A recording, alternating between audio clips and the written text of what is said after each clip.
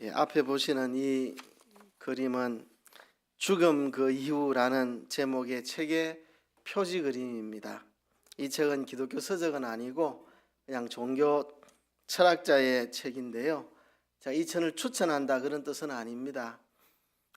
이 그림을 통해 제가 하고 싶은 이야기는 사람이 당면한 가장 중요한 문제는 바로 죽음의 문제라는 것입니다. 사람들은 자기의 속마음을 숨기고 살아갑니다. 사람이 당연한 가장 중요한 문제는 죽음의 문제인데 그것을 숨기고 있을 뿐입니다. 사람에게 가장 중요한 문제가 뭐냐? 죽음의 문제입니다. 얼마 전에 제가 신방에 대한 설교를 하면서 요한복음 4장에 나오는 수가성 여인에 대해서 말씀을 전했는데요.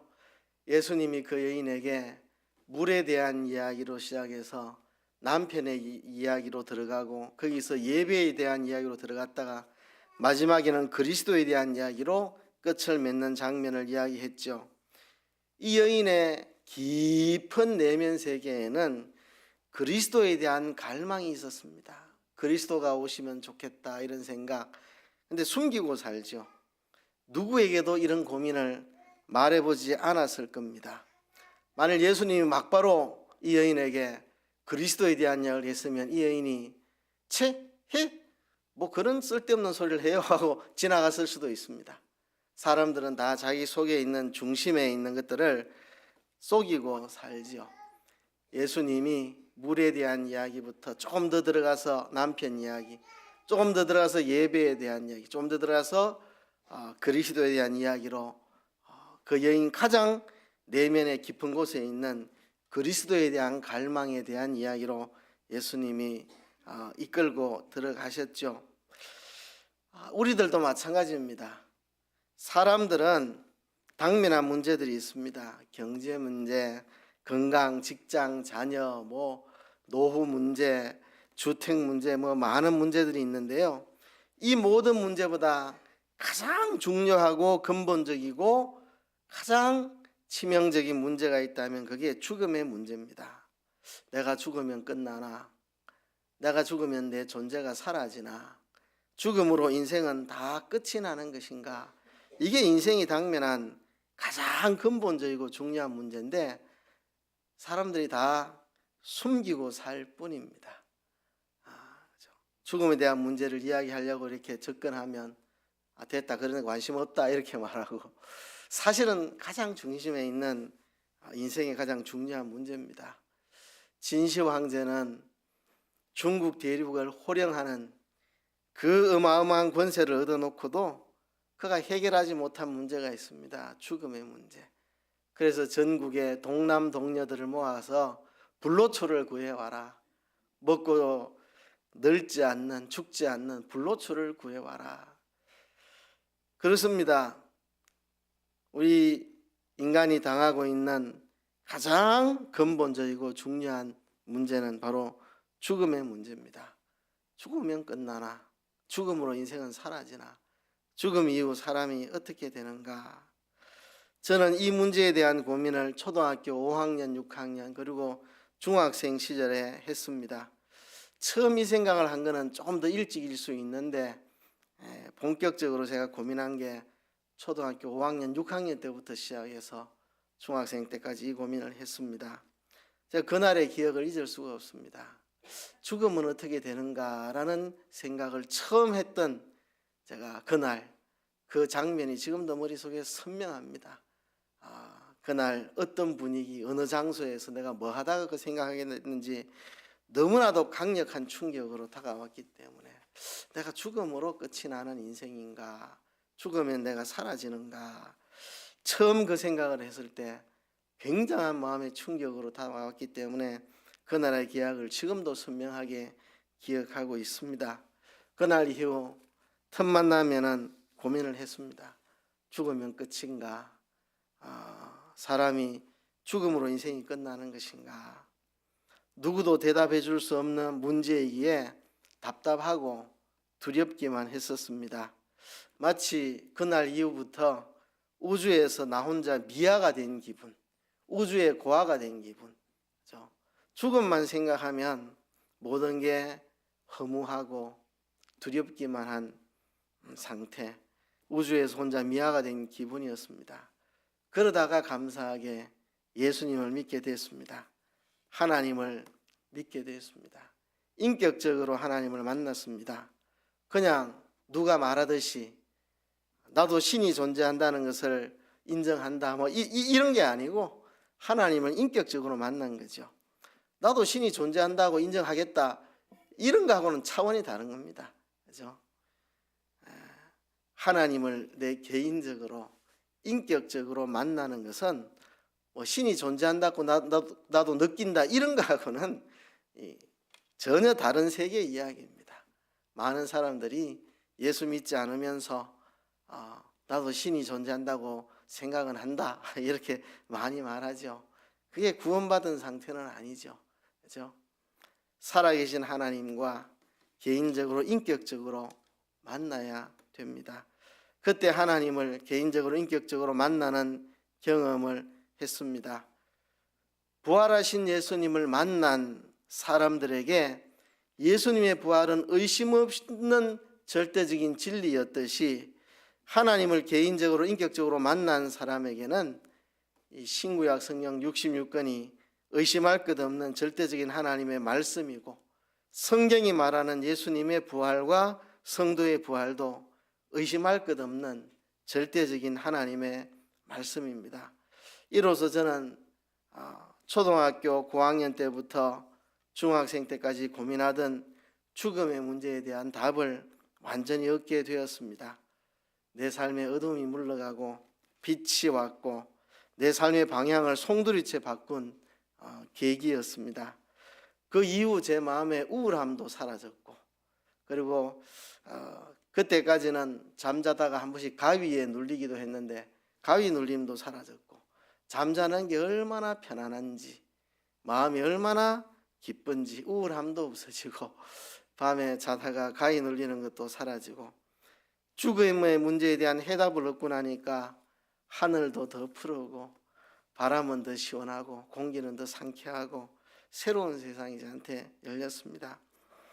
예수님 당시 유대인의 종파 중에 바리새인과 함께 쌍벽을 이루었던 사두개인들은 그들은 예루살렘의 성전을 장악하고 권세를 누리고 있었지만 그들은 부활을 믿지 않았습니다. 죽은 자의 부활을 사두개인들은 믿지 않았습니다.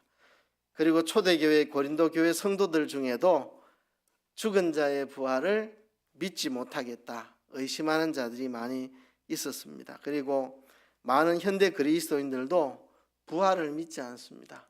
교회는 출석하고 형식적인 종교 생활을 하고 있지만 부활을 믿지 않고 교회 다니는 사람들도 많이 있습니다. 여러분들도 다 저처럼 언젠가 예수님을 구주로 믿고 죽음의 문제를 다 해결받으셨으리라고 저는 확신합니다만 천에 하나 만에 하나라도 아직 죽음의 문제를 해결받지 못한 분이 있다면 이번 부활절을 보내면서 죽음의 문제를 완전히 해결받는 여러분 되시기를 주의 이름으로 축복합니다. 사도 바울은 고린도전서 15장을 통해서 죽은 자의 부활을 의심하는 고린도 교회 성도들에게 부활의 확실함을, 부활의 기쁜 소식을, 부활을 믿는 자의 삶이 어떤 것인지를 이야기하고 있습니다. 고린도전서 15장은 흔히 부활장이라고 부르는데요, 58절까지 긴 내용입니다. 그리고 대단히 논리적인 글입니다. 그래서 쭉 읽고 나면 부활에 대해서 말하는 건 감이 잡히는데 부활에 대해서 뭘 말하는지는 조금 한눈에 잘 들어오지 않습니다. 그래서 이번 부활절에는 이 고린도전서 15장을 제가 하나하나 해설을 해야 되겠다 마음을 먹었습니다. 그래서 부활절 새벽부터 시작해서 주일 오전 오후 그리고 화요일 수요일 새벽기도 오늘 저녁 내일 새벽까지 설교를 하고 끝을 내려고 합니다. 고린도전서 15장 이 긴 내용이 부활에 대해서 무엇이라고 말하는지 여러분들하고 한번 생각을 해보려고 합니다. 죽은 자의 부활에 대해서 의심하는 사람들, 그리스도의 부활에 대해서는 의심하지 않는데 그리스도의 부활에 대해서는 목격자들이 있고, 그렇죠? 그래서 그리스도의 부활에 대해서는 의심하지 않는데 성도의 부활, 죽은 자의 부활을 의심하는 자들에게 부활장인 고린도전서 15장이 무엇을 말하는가? 이제 다 끝나갈 때가 되었으니까요. 한번 전체 정리를 해보면 이런 이야기입니다. 3절부터 11절까지 그리스도의 부활의 확실성. 지금 고린도 교인들이 의심하고 있는 것은 그리스도의 부활이 아니고 죽은 자의 부활, 성도의 부활을 의심하고 있습니다. 그런데 사도 바울은 그리스도의 부활의 확실성부터 먼저 이야기를 꺼냅니다. 왜냐하면 그리스도께서 부활하셨기 때문에 우리가 부활하는 거거든요. 그렇기 때문에 죽은 자의 부활을 이야기하기 위해서 먼저 그리스도의 부활의 확실성을 꺼냅니다. 성경적으로도 역사적으로도 확실하다는 거죠. 성경대로 죽으셨고 성경이 기록한 대로 다시 살아나셨고 성경적으로 확실하고, 그리고 역사적으로도 수많은 사람들이 부활하신 예수님을 만났고 이야기를 나눴고 같이 음식을 먹었고 같이 대화를 나누고 그 못자국을 보고 창자국을 보고 그렇게 했습니다. 부활하신 예수님은 시간과 공간의 제한을 받지 않고 문을 잠가놓고 모여 있는데 문을 열지도 않고 들어오셔서 말씀하시다가 또 사라져버리고, 이렇게 부활하신 신령한 몸으로 분명히 못자국도 있고 창자국도 있고 만져보라고 하시고 음식도 같이 먹어 보이시고 분명히 몸을 가지신 건 맞는데 근데 갑자기 나타났다 갑자기 사라지고 시간과 공간에 제한받지 않는 영적인 몸으로 부활했다는 것을 목격을 다 했습니다. 그래서 고린도 교인들도 사도들의 목격한 이야기를 듣고 그리스도의 부활에 대해서 확실히 믿고 있었습니다. 이어서 만일 죽은 자의 부활이 없으면 이라고 역설적인 질문을 던집니다. 지금 이들이 고민하고 있는 문제는 죽은 자의 부활을 의심하고 있는데 만일 그들의 의심대로 죽은 자의 부활이 없다면 어떻게 되겠느냐? 그리스도께서 살아날 수가 없었을 것이고 그리스도가 살아나지 않았으면 그리스도가 살아났다고 전하는 사도들의 복음은 다 거짓말이고 그리스도의 부활을 믿는 성도들의 신앙은 다 헛일이고, 그렇죠? 가짜를 믿고 있는 가장 불쌍한 자들이 되는 거죠. 그런데 여기서 제일 강조하는 것은 만일 죽은 자의 부활이 없다면 그리스도께서도 다시 살지 못하셨으리라는 이야기를 3번 반복합니다. 3번. 죽은 자의 부활이 없다면 그리스도가 살아나지 못했을 것이다. 그 이야기를 3번 합니다. 그러니까 핵심은 그겁니다. 죽은 자의 부활이 없다면 그리스도도 못 살아나셨지. 그런데 그리스도는 분명히 확실하게 살아나셨다는 거죠. 그러면 죽은 자의 부활도 있다는 이야기입니다. 그래서 먼저 그리스도의 부활의 확실성을 이야기해놓고 죽은 자의 부활이 없다면 그리스도도 못 살아났을 것이다. 그런데 그리스도가 살아난 것은 분명하다. 그러면 죽은 자의 부활도 분명히 있다는 것을 역설적으로 이야기를 한 거죠. 그리고 그리스도의 부활과 성도의 부활의 관계를 이렇게 설명합니다. 그리스도의 부활은 잠자는 자들의 첫 열매가 되었다. 그러니까 그리스도의 부활은 그리스도 개인적인 부활이 아닙니다. 개인적인 부활이 아니고 잠자는 자들의 첫 열매로서의 부활이었다 하는 겁니다. 구약시대에 첫 열매를 하나님께 드리게 돼 있죠. 그거는 첫 열매만 하나님께 드리는 게 아니고 이제 이후로 열리게 될 모든 열매를 대표해서 첫 열매를 드린 겁니다. 그러니까 첫 열매 안에서 모든 열매를 다 드린 거죠. 그래 11조를 하면 10분의 1만 하나님께 드리는 게 아닙니다.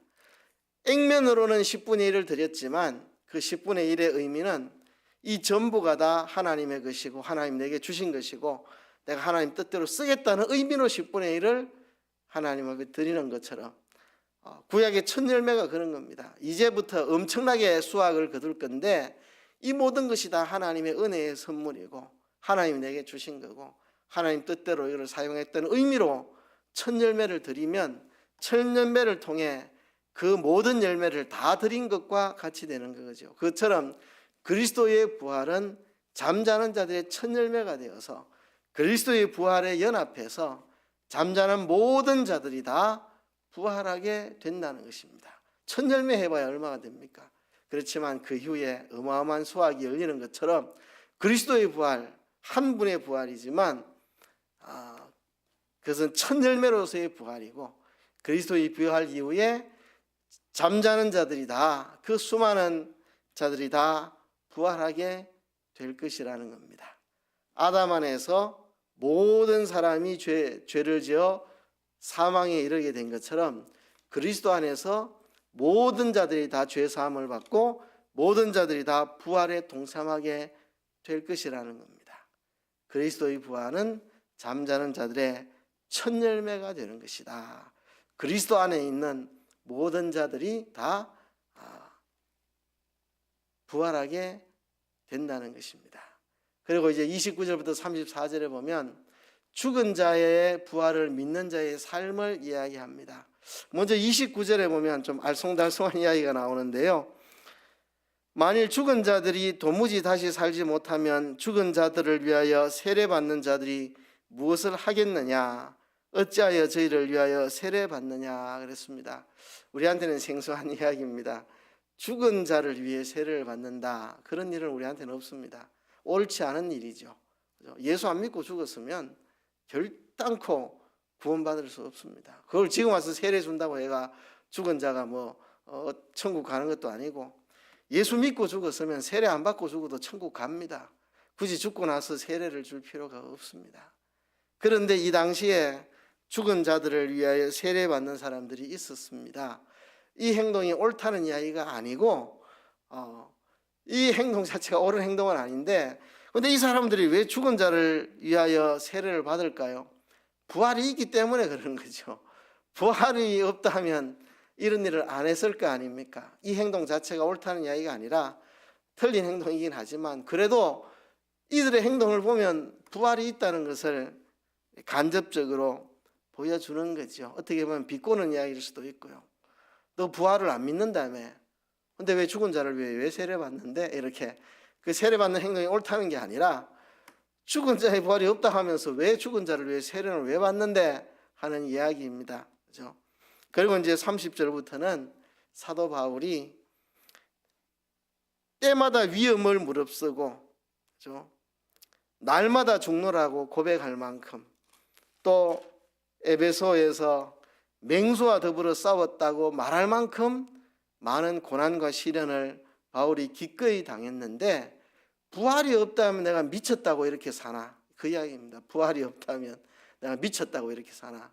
오늘 내일 죽을 테니 먹고 마시자, 쾌세라 하고 노세 젊어서 노세 이러고 살지, 내가 미쳤다고 목숨 걸고 복음을 전하나? 부활이 있으니까 그렇지. 그 이야기입니다. 제자들이 죽음의 두려움에 빠져 있었습니다. 예수님이 잡히시던 그 밤 제자들 도망갔습니다. 다 도망갔습니다.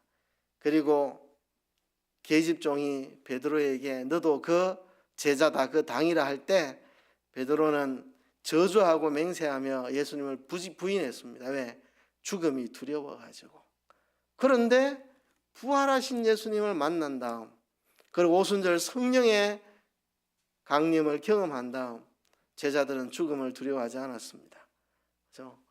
복음 전하다 잡혀가지고 죽도록 얻어맞아도 나오면서 내가 예수님 복음 전하다가 이렇게 된 것을 영광으로 생각하고 기쁨으로 이렇게 나왔습니다.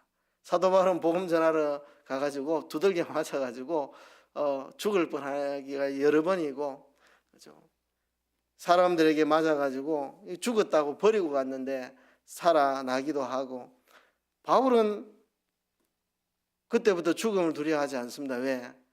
부활하신 예수님을 만났고 예수님의 부활로 인해서 자기들도 부활한다는 확신이 있으니까, 부활의 확신이 있으니까 죽기를 겁내지 않고 달려드는 거지, 죽음에 대한 두려움이 있으면 사도들이 걸어간 그 길을 어떻게 걸어가겠습니까?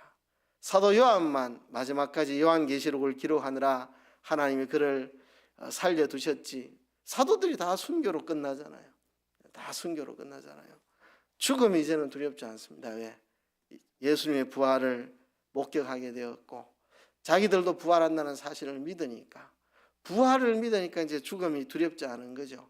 그래서 사도 바울이 부활이 없다면 내가 뭐 때문에 고린도 교회 개척하느라고 이르 고생을 하고, 그리고 에베소에 지금 아시아에 복음 전하라고 진짜 이 맹수와 더불어 싸우는 것 같은 이 위험한 일을 내가 왜 하겠느냐고, 부활이 있기 때문이지. 바울이 그렇게 이야기합니다. 죽은 자의 부활을 믿는 자의 삶, 죽음을 두려워하지 않고, 죽음을 두려워하지 않고 무서워하지 않고 용기 있게 살아가는 거죠. 그리고 죽은 자의 부활을 믿는 자는 악한 길을 걷지 않고 선한 길을 걷고 깨어 의를 행하고 죄를 짓지 않는다. 왜? 죽은 자의 부활이 있기 때문에. 그죠? 그렇게 말씀을 합니다. 그리고 이어서 질문에 대한 대답을 합니다. 고린도 교인들의 질문, 누가 묻기를 죽은 자들이 어떻게 다시 살며 어떠한 몸으로 오느냐 하리니, 어떻게 다시 사느냐, 어떠한 몸으로 다시 사느냐. 이게 뭐 두 가지 질문인데 뭐 같은 질문의 다른 표현이라고 볼 수도 있긴 있지만 좀 따져보면 조금 다른 질문으로 보입니다. 죽은 자들이 어떻게 다시 살아나느냐, 어떠한 몸으로 오느냐. 자, 그리스도께서 부활하셨기 때문에 우리도 부활을 하는 거라면 어떻게 다시 살고 어떠한 몸으로 오느냐. 이미 땅에 썩어가지고 진물이 나고 뼈만 남았는데, 이제 뼈도 사라지고 흙밖에 안 남았는데 이제 흔적도 없는데 어떻게 살아난단 말이냐. 또 살아난다면 어떤 몸으로 산단 말이냐. 갓난아기의 모습으로 살아나느냐, 젊었을 때의 모습으로 살아나느냐, 돌아가실 때 연로한 몸으로 살아나느냐, 관절염으로 쩔뚝거리던 그 몸으로 살아나느냐, 관절염 없을 때 몸으로 살아나느냐, 어떤 몸으로 살아나느냐. 다시 살아나면 이제는 늙지 않느냐, 또 늙어서 또 죽느냐. 이런 질문에 대한 대답을 이제 바울이 35절부터 49절까지 합니다. 오늘 본문입니다. 오늘 설교할 부분이고요. 그리고 50절에서 57절, 사망을 이기게 하신 하나님께 감사. 이 사망을 정복한, 이제 사망을 이기게 된 것에 대한 감사. 다 인생이 사망의 종로로 타면 사는데, 죽기가 무서워가지고 사망의 종로로 타고 사는데, 이 사망에서 해방받은 것에 대한 감사, 이건 내일 설교할 거고요. 마지막 절은 제가 주일날 오후에 설교했습니다. 죽은 자의 부활을 믿는 자의 삶. 그죠? 마지막에 그렇게 이할 말씀을 합니다. 주의 일에 더욱 힘쓰는 자들이 되라.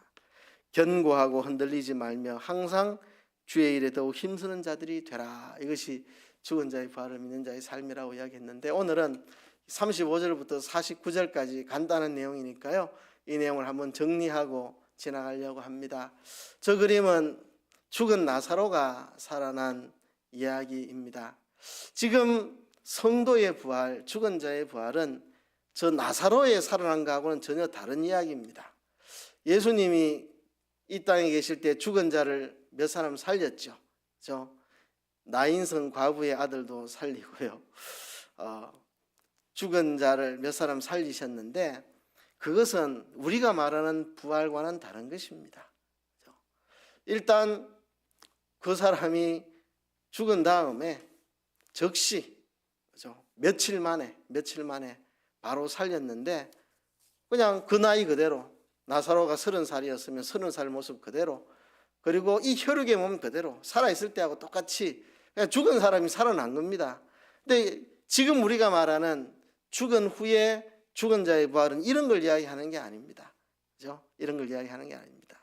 육의 몸으로 심고 영의 몸으로 다시 살고, 썩을 몸으로 심고 썩지 않을 몸으로 살고, 약한 몸으로 심고 강한 몸으로 살고, 욕된 몸으로 심고 영광스러운 몸으로 다시 사는, 다시는 죽지 않는 몸으로, 영생하는 몸으로 살아나는 걸 말하고, 죽은 나사로를 살리신 거, 나인성 과부를 살리신 거, 이런 것들은, 과부의 아들을 살리신 거, 이런 것들은 부활이 있다는 것을, 영생이 있다는 것을 보여주는 하나의 표적입니다.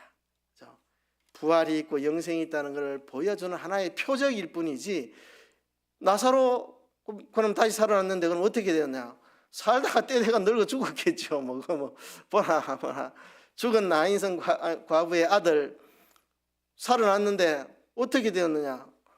나이 들어가지고 죽든지 교통사고로 죽든지 병들어 죽든지 죽었겠죠. 때 되면. 그죠? 이거는 그냥 죽은 상태, 그 상태에서 잠시 후에 다시 살려놓으신 겁니다. 때 되면 또다시 죽는 거.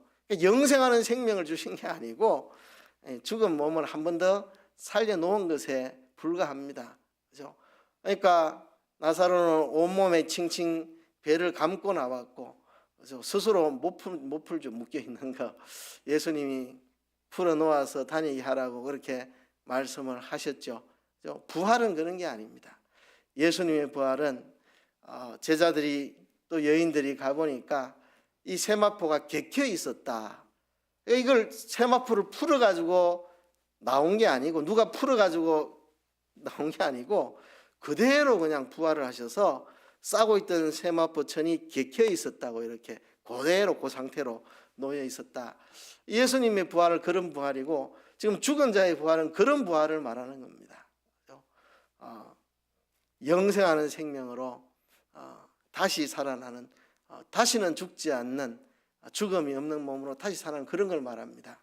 그래서 사람들은 질문을 합니다. 죽은 자가 어떻게 다시 살며 어떠한 몸으로 오느냐 하리니.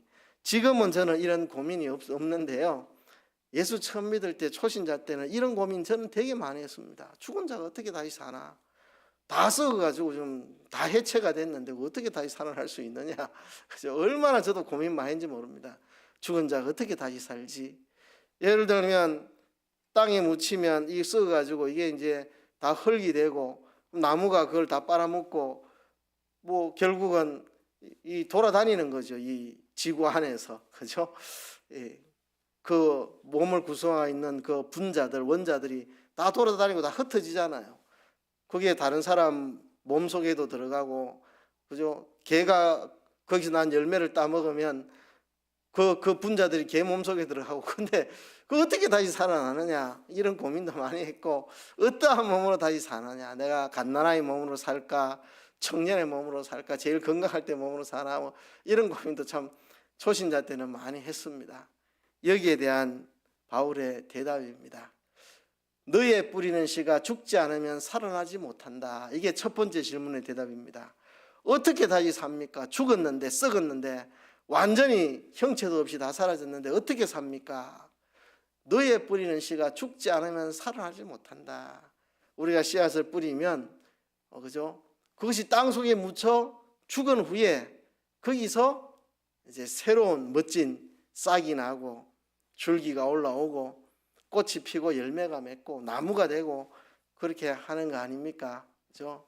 너의 뿌리는 씨가 죽지 않으면 살아나지 못하는 것처럼 우리의 몸도 죽어야 살아난다. 이 몸이 죽고 다시 살아나는 것이다.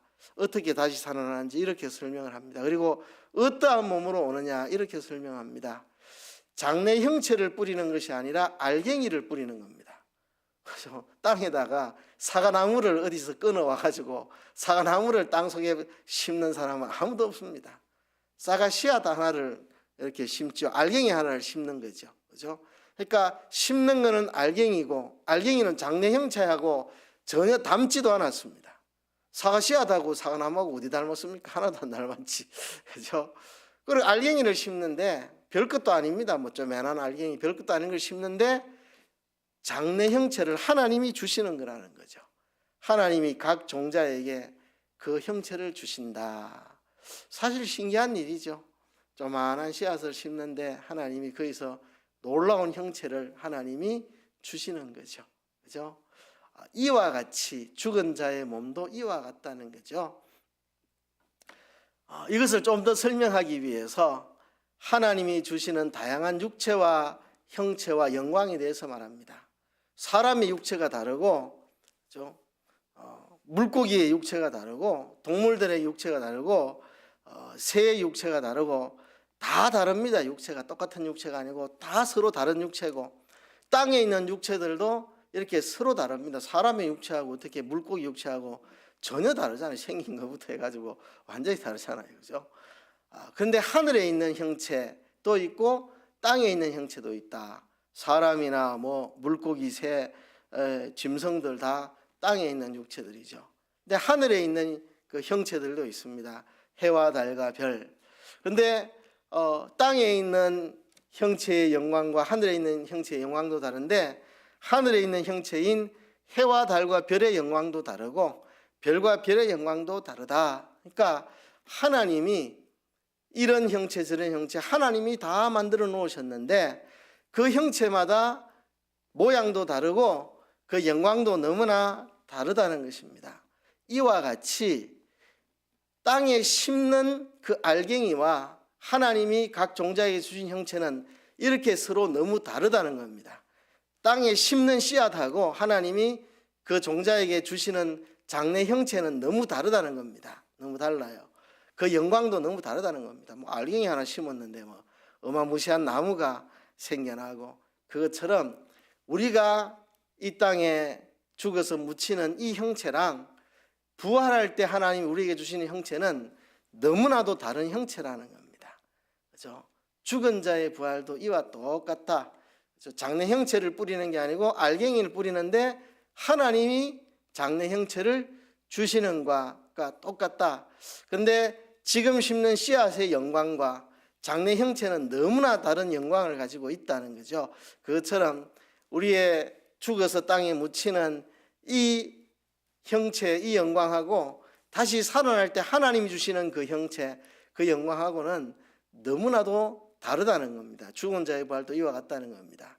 썩을 것으로 분명히 심었는데 부활할 때는 썩지 아니할 몸으로 부활하고, 욕된 몸으로 땅에 죽었는데 영광스러운 몸으로 다시 살아나고, 약한 몸으로 땅에 묻혔는데 다시는 병들거나 아픈 것이 없는 강한 몸으로 다시 살아나고, 육의 몸으로 심었는데 영의 몸으로 다시 살아난다. 죽은 자들이 어떠한 몸으로 다시 오느냐, 마치 씨를 뿌리는 것과 똑같다. 그죠? 알갱이를 심었는데 장래에 아주 어마무시하고 영광스러운 형체가 거기에서 나오는 것처럼 죽은 자의 부활도 이와 같다. 썩을 것으로 심지만 썩지 않는 것으로, 욕된 것으로 심지만 영광스러운 것으로, 약한 것으로 심지만 강한 것으로, 육의 몸으로 심지만 영의 몸으로 다시 살아난다. 지금 이 육의 몸이 있고 영의 몸이 있다는 것을 지금 이야기하는 겁니다. 그래서 마지막으로 이렇게 말합니다. 첫사람 아담과 마지막 아담. 첫사람 아담은 산영이 되었지만 마지막 아담인 둘째 아담인 예수님은 살려주는 영이 되었다. 창세기에 보면 그 코에 생기를 부르느니 생명이 되었다, 산영이 되었다, 산자가 되었다, 생명 있는 존재가 되었다, 그 말입니다. 그런데 마지막 아담은 우리를 살려주는 영이 되셨다. 그러니까 첫 사람과 마지막 사람은 다르다는 거죠. 첫 아담과 마지막 아담은 다르다는 겁니다. 첫 아담은 땅에 속한 사람입니다. 육의 몸을 가진 땅에 속한 사람이고, 마지막 아담은 하늘로부터 내려오신 하늘에 속한 분이다. 첫째 아담은 흙에 속한 자인데 둘째 아담은 하늘에 속한 자다. 그래서 우리가 첫째 아담에게 속한 사람으로서 이제 둘째 아담, 마지막 아담에게 속한 자가 되었기 때문에 우린 첫째 아담에 속해서 이 육에 속한, 흙에 속한 형상을 입었는데, 이와 똑같이 이제 둘째 아담에게 속하면 하늘에 속한 자의 형상도 입게 될 것이라는 겁니다. 첫째 아담은 흙에 속한 자고 둘째 아담은 하늘에 속한 자고, 첫째 아담은 흙에 속한 자의 형상을 입었고 둘째 아담은 하늘에 속한 자의 형상을 가지고 있습니다. 그래서 우리가 첫째 아담에게 속했던 사람이니까, 먼저는 첫째 아담에 속했던 사람이니까 육의 몸을 지금 가지고 있는데, 이제 둘째 아담, 마지막 아담인 예수님에게 속한 자가 되어서 예수님의 부활하신 신령한 몸처럼 우리도 그런 영의 몸을 입게 될 것이라는 이야기입니다. 그러니까 우리가 지금은 썩을 몸, 욕된 몸, 약한 몸, 육의 몸, 첫째 아담에 속한 몸을 가지고 있지만 그러나 둘째 아담 그리스도에게 속한 자이기 때문에 우리가 다시 둘째 아담의 몸을 다시 입게 된다는 거죠. 영의 몸을, 썩지 않고 영광스럽고 강한 영의 몸을 다시 입게 된다는 것입니다.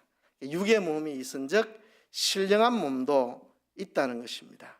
육의 몸이 있은즉 신령한 몸도 있다. 그러니까 지금 심는 거는 육의 몸을 심는 거고 다시 살아날 때는 신령한 몸으로 예수님처럼 문 닫아놨는데 나타나시고 문 닫아놨는데 사라지시고.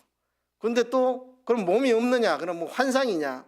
그건 아니죠. 예수님이 못 자국도 있고 창자국도 있고 음식도 먹어 보여주셨고 분명히 몸은 있는데 신령한 몸으로 썩지도 않고 욕되지도 않고 약하지도 않고 그렇죠? 썩지 않고 영광스럽고 강하고 영적인 몸으로 예수님 부활하신 것처럼 우리가 첫째 아담에게 속했기 때문에 지금은 썩을 몸, 욕된 몸, 약한 몸, 육의 몸을 갖고 있지만 이것을 씨앗을 심듯이 죽어 땅에 묻히면 이제 하나님이 형상을 주신다는 겁니다. 씨앗도 씨앗마다 그게 맞는 형상을 주시는 것처럼 우리에게도 새로운 형상을 주신다는 거죠. 그런데 이 땅에도 하나님이 주신 여러 육체와 형체들이 그 영광의 차이가 있는 것처럼 우리가 이 땅에 이 육의 몸 이것과 우리의 부활하는 영의 몸은 그 영광의 차이가 어마무시한 영광의 차이가 있을 것이라는 거죠. 그런 영광의 몸으로 다시 산다는 이야기입니다. 여러분, 우린 여기에 대해서 분명한 답을 가져야 되겠습니다. 죽은 자의 부활이 있느냐? 그리고 어떻게 다시 살아나느냐? 어떤 몸으로 다시 오느냐? 여기에 대한 분명한 답을 우리가 가져야 되겠습니다. 분명한 답. 그죠? 그래서 인생의 가장 중요한 문제, 죽으면 어떻게 되느냐? 죽으면 끝이냐? 이 문제에 대한 확신을 가져야 되겠습니다. 이게 예수 믿는 겁니다. 예수를 믿는다는 것은 예수님의 죽음과 부활을 믿는다는 이야기고 예수님의 부활을 믿는다는 이야기는 예수님의 부활은 첫 열매로서의 부활로서 예수님의 부활 때문에 우리도 다 부활한다는 것을 믿는 이것이 예수 믿는 겁니다. 우리가 씨를 심으면 거기서 다시 살아나는 것처럼 우리도 죽으면 다시 살아난다는 거죠. 어떠한 몸으로 살아나느냐? 육의 몸으로 심고 신령한 몸으로 다시 살아난다. 우리는 첫째 아담에게 속했기 때문에 육의 몸을 지금 가지고 있지만 둘째 아담에게 속했기 때문에 이 몸이 죽으면 신령한 몸으로 다시 살아난다. 이거를 믿는 거를 예수 믿는다고 하는 겁니다. 교회 다니는 거를 예수 믿는다 이렇게 말하는 게 아니고 예수님이 첫 열매로 부활하셨고 우리도 그 생명으로 신령한 몸으로 다시 부활한다는 것을 믿는 거 그것이 예수 믿는 것입니다. 여러분, 예수 믿는 사람이 됩시다. 예수 믿는 사람, 그죠? 믿는 것이 하나님의 일이라 그랬습니다. 교회에 많은 봉사들이 있고 일이 있지만 그보다 제일 중요한 거는 이거 믿는 게 제일 큰 일입니다. 뭐 식당 봉사, 뭐 청소 다 좋지만 그보다도 더 중요한 거, 제일 큰 하나님의 일은 이걸 믿는 게 하나님의 일입니다.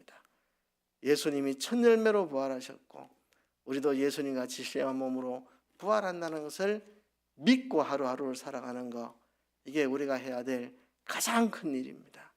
이게 믿는 일입니다. 여러분, 예수님을 믿는 자가 되시기를 주의 이름으로 축복합니다. 말씀을 생각하시면서 통성으로 기도하겠습니다. 하나님 아버지 감사합니다.